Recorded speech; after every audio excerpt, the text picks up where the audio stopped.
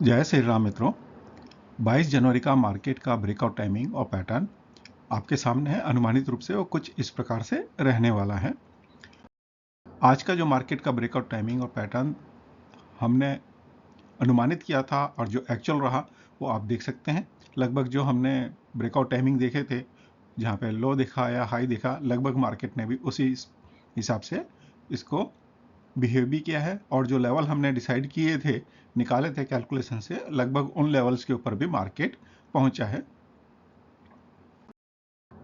इसी प्रकार से हम बैंक निफ्टी का भी देखते हैं, तो बैंक निफ्टी का भी लगभग काफ़ी हद तक पैटर्न भी वही रहा है, ब्रेकआउट टाइमिंग भी वही रहे हैं और जो लेवल थे लगभग वो भी रहे। मित्रों, ये एजुकेशन पर्पज से है।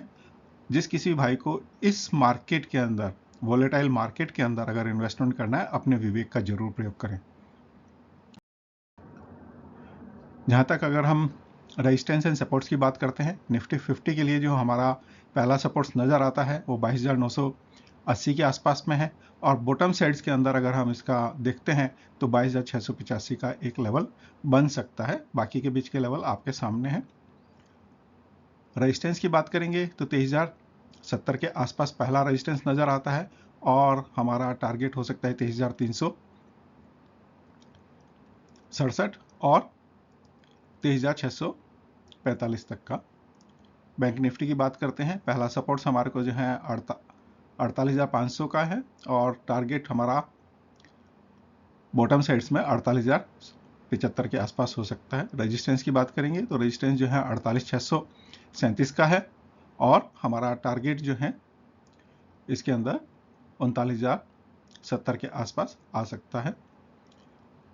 निफ्टी 50 की बात करेंगे, पहला सपोर्ट्स हमारे को जो है 63,330 के आसपास नज़र आता है एंड देन हमारा टारगेट हो सकता है उसमें 62,840 का। रेजिस्टेंस की बात करेंगे तो 63,680 के आसपास हमारा पहला रेजिस्टेंस है और टारगेट हमारा जो है 63,975 का आप लेके चल सकते हैं। आईटीसी की बात करेंगे तो पहला सपोर्ट्स हमारे को 430 का नज़र आता है और टारगेट हमारा जो है 390 का हो सकता है। रेजिस्टेंस की बात करेंगे, पहला रेजिस्टेंस हमारे को 445 का है और टारगेट हमारा 490 के आसपास में हो सकता है।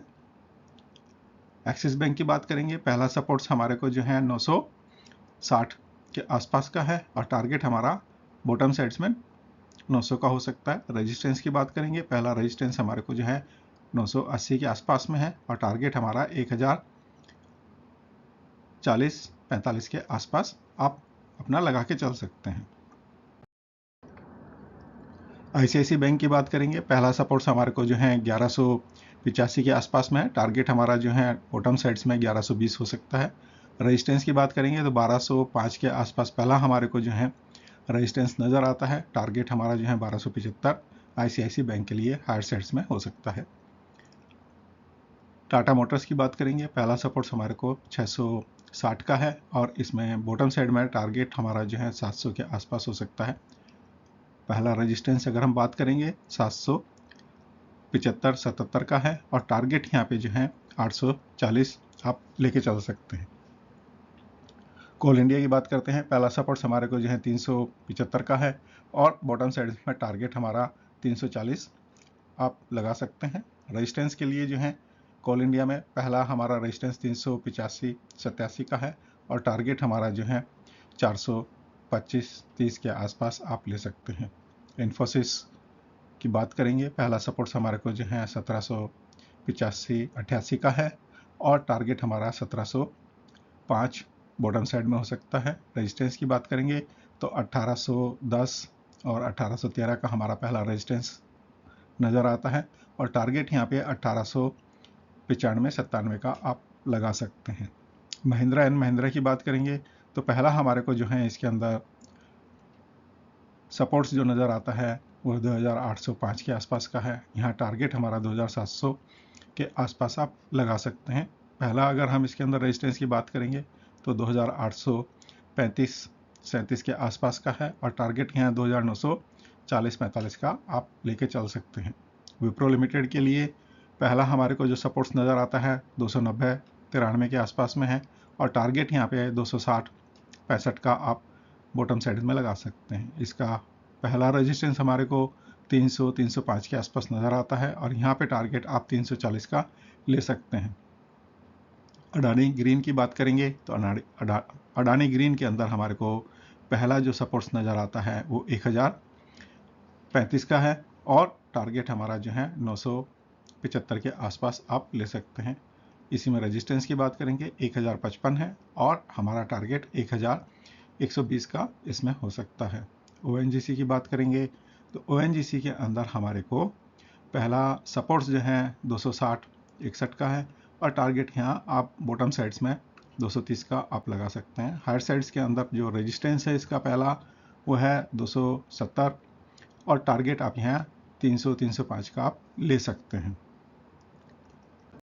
प्लानिटरी पोजीशंस के हिसाब से अगर हम बात करेंगे तो निफ्टी 50 के अंदर जो हमारे को बॉटम साइड्स नज़र आता है वो है 21,910 के आसपास का और इसका जो टॉप साइड नज़र आता है वो 24,168 का है। ये वीकली टारगेट भी आप इससे लगा सकते हैं। बैंक निफ्टी के लिए हमारा बॉटम साइड जो है 46,945 है और हायर साइड्स में 50,225 का ये वीकली टारगेट। निफ्टी 50 के लिए 61,545 है बॉटम और हायर साइड्स के अंदर 65,295 का है। मार्केट इसी के बीच में रहने की संभावना है। कल जो मार्केट के अंदर योग बन रहे हैं अगर हम सुबह के समय में देखते हैं तो 5:38 के आसपास जो है चंद्रमा और शुक्र का एक 135 का जो कि ट्राइन योग बन रहा है। यहाँ मार्केट में थोड़ा सा हो सकता है कि पॉजिटिव साइड दिखाए हमारे को मॉर्निंग के अंदर और इवनिंग के अंदर जो है यहाँ पर जो हमारे सामने बन रहा है वो है 8:01 पे। तो ज़्यादा कल दिन के अंदर कोई मेजर जो है प्लैनेट का पोजीशंस नहीं है, लेकिन हो सकता है मार्केट का जो टेक्निकल है उसके हिसाब से मार्केट ज़्यादा कल बिहेव करे और जब मार्केट रात को 8 बजे के आसपास जो है चंद्रमा और यूरेनस का हमारा जो है कक्षा सामने बन रहा है जो कि समसप तक है और यहाँ पे जो है दोनों ही अपने विरोध में है और जो स्थिति है उस हिसाब से हो सकता है कि मार्केट के अंदर कहीं जब जिस समय मार्केट बंद हो रहा हो तो एक मार्केट डिफरेंट बड़ा बिहेव करे।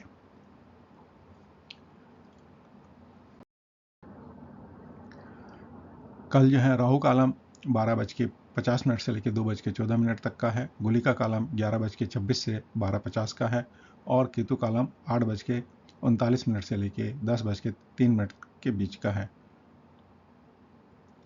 सुश्रुतनी नामक जो है आनंदी योग है और मृत्यु नामक जो है तिथि योग है। कल जो है जिससे मार्केट ओपन होगा वो शनि की होराव के अंदर ओपन होगा। बाकी होराव के टाइमिंग आपके सामने है। जिन भाइयों को होराव के अंदर काम करना है वो होराव में काम कर सकते हैं और यहाँ से ये टाइमिंग आप नोट कर सकते हैं जो कि आपके लिए हेल्पफुल होगा। कक्षा के अंदर अगर हम स्ट्रेंथ देखते हैं तो कल हमारे को जो है सूर्य की, चंद्रमा की, बुध और शुक्र का जो है कक्षाओं के अंदर स्ट्रेंथ नज़र आता है। सूर्य का जो स्ट्रेंथ है सर्वाष्टक के अंदर तो बहुत कम है, लेकिन फिर भी जो है वहाँ पे मंगल ने की कक्षाओं से पास ऑन हो रहे हैं और उन्होंने शुभ पॉइंट दिए हुए हैं। तो कहीं ना कहीं जो है सूर्य सर्वाष्टक में बहुत खराब बिंदु होते हुए भी आपको कहीं ना कहीं एक रिजल्ट्स देते हुए नजर आएंगे। चंद्रमा जो है सर्वाष्टक के अंदर 31 पॉइंट हैं, भिन्नाष्टक में 5 पॉइंट हैं और इन्होंने जो है सूर्य ने चंद्रमा को भी पॉइंट्स दिए हुए हैं और 71% के आसपास स्ट्रेंथ बनता है। तो चंद्रमा के जो योग बनते हैं उसके अंदर ये अपना अच्छा प्रभाव चंद्रमा दिखा सकते हैं।